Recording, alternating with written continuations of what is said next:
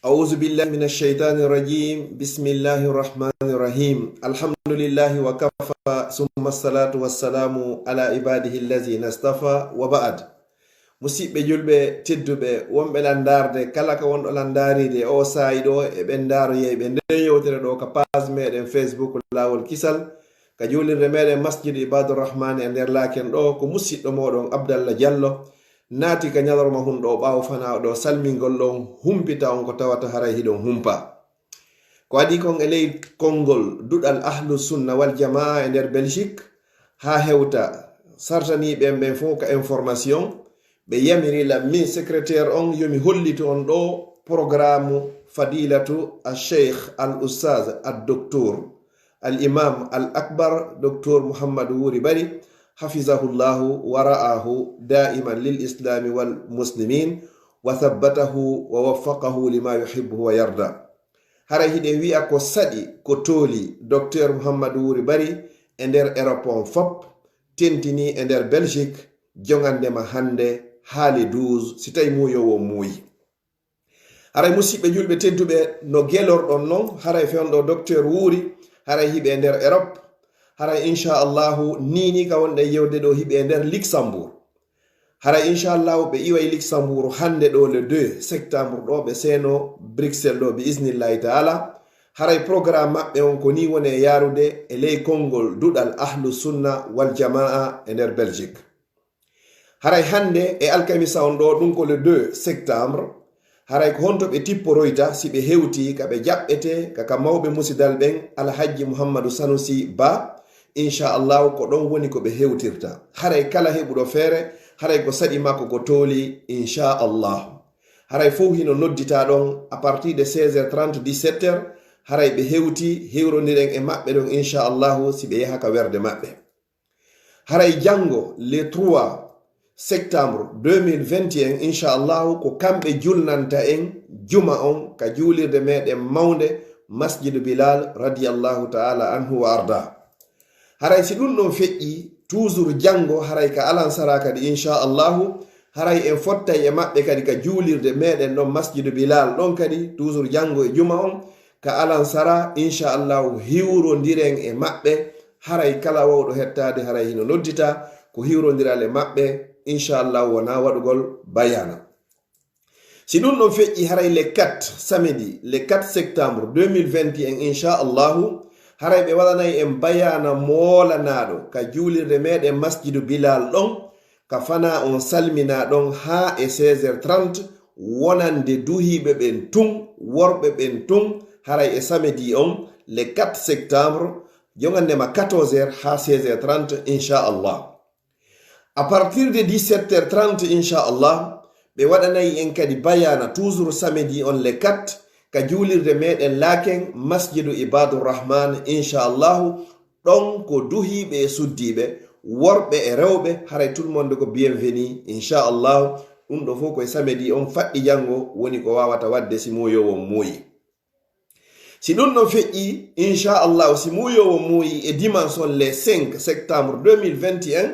haray ɓe waɗanoyay en bayana molanaɗo duhiɓe e suddiɓe kala ka onti wawi wonde haray mo invita e Charleroi sare Charleroi Incha'Allah ko ɗon ɓe waɗanoyta en bayana e le dimanche le 5 jongande maka fana haka alansara Incha'Allah.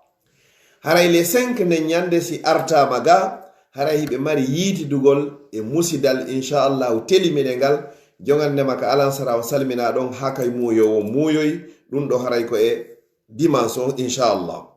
Haray si ɗum ɗon feƴƴi haray e tenen on si muyowo muyi haray e tenen on nden ñande ko ɓe fowto jongandema ñallal ngal fop haray hiɓe fowtina bi isnillahi ta'ala haray ha kikiɗe ka alansara.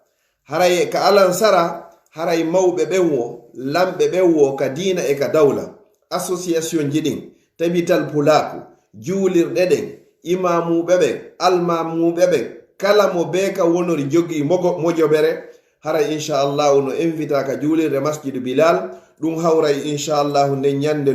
le 6 tenen on ka alansara hiwrodiren ɗon e maɓɓe présenta ɓe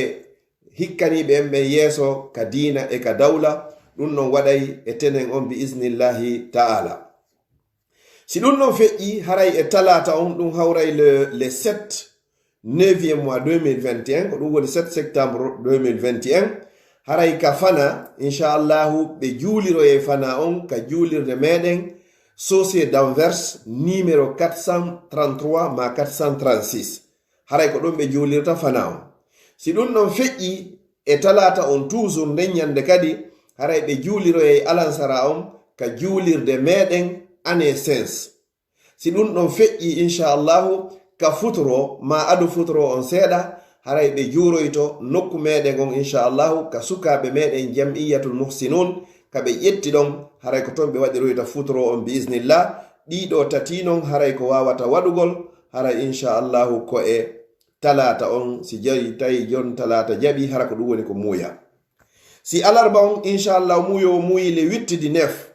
nden ñande haray programme maɓɓen ɓe waɗanayi en bayana molanaɗo duhiɓe suddiɓe worɓe e rewɓe ka juulirde meɗen Molenbeek masjidu Aboubacar radiyallahu anhu ko ɗon ɓe waɗanta en bayana jonganne maka fana haka alansara si muuyowo muuyi bi isnillahi taala. Haray e alkamisa on le 9e mois 2021 ka fana inchallahu haray docteur haray ɓe mari yiidugol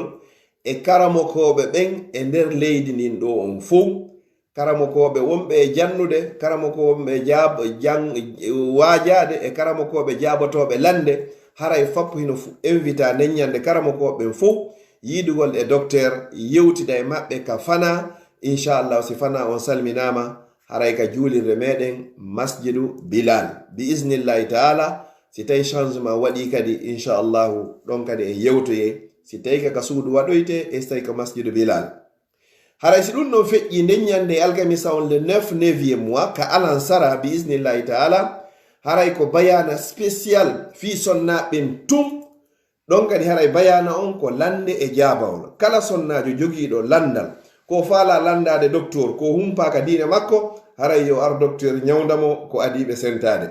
addore lande kala ko jogiiɗon faalagol landagol ko humpa ɗon ka nder diina moɗon ka gurnam moɗon e ka mayde moɗon inchallah. E alkamisa on ka alansara ko onon neniraɓe ɓen tum woni ko jogii neññande nokku on hara inchallah meɗen accani on ton si wona wonda e ɓe docteur ɓen. Si weeti neññande inchallahu le 10 ɗum ko e juma on le 19e mois 2021 haray juma on bi isnillahi taala haray kaka juulirde meɗen masjidu ibadurrahman e nder laken haray ko ɗon ɓe julnata juma on.